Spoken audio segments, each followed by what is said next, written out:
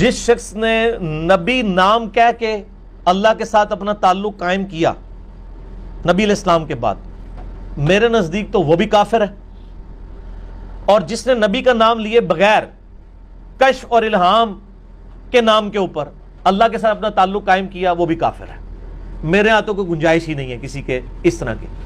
جب میں ریپیٹ کر رہا تھا کوشچن، اللہ کی طرف سے الہام آیا، وہی تو آتی نہیں، نبوت تو ختم ہو گئی۔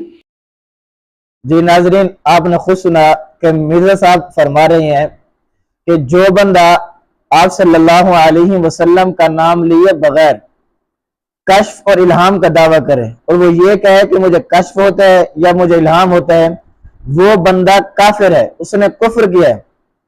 تو خود آپ نے سنا کہ ڈاکٹر ذاکر نائک صاحب نے خود کہا کہ مجھے الہام ہوا، اور وہ الہام کو مان رہے ہیں ڈاکٹر ذاکر نائک صاحب، اور وہ یہ بھی اس بات کا بھی اعتراف کر رہے ہیں کہ مجھے خود کو الہام ہوا۔ اب آپ خود فیصلہ کریں کہ مرزا صاحب کی بات صحیح ہے یا ڈاکٹر ذاکر نائک صاحب کی بات صحیح ہے۔ اگر بات مرزا صاحب کی صحیح ہے تو پھر ڈاکٹر صاحب کافر ہے، اور اگر ڈاکٹر صاحب کی بات صحیح ہے تو پھر مرزا کی بات غلط ہے۔ اب ان دونوں باتوں کے درمیان تطبیق آپ نے دینی ہے۔ اب آپ نے فیصلہ کرنا ہے کہ بات کس کی صحیح ہے۔ لا محالہ آپ بھی یہی فیصلہ کریں گے کہ بات جو صحیح ہے وہ ڈاکٹر ذاکر نائک صاحب کی ہے، مرزا کی بات صحیح نہیں ہے۔ کیوں؟ اس لیے کہ اگر ہم یہی بات کریں کہ کسی کو کشف و الہام نہیں ہوتا تو پھر ہمارے کتنے بزرگ ہیں اور ہمارے کتنے بڑے بڑے اکابر علماء ہیں کہ جن کو کشف بھی ہوا، جن کو الہام بھی ہوئے۔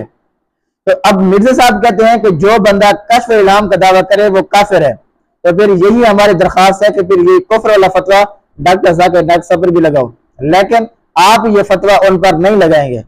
تو ہماری درخواست یہ ہے کہ اس طرح کے الفاظ استعمال کیے جائیں کہ جس لفظ کے استعمال کرنے پر بعد میں آپ کو پچھتاوا نہ ہو، نہ یہ کہ ایسے الفاظ استعمال کریں کہ آپ جوش میں آ کر الفاظ استعمال کر تو دیں لیکن بعد میں انہی الفاظ سے آپ کو پچھتانا پڑے۔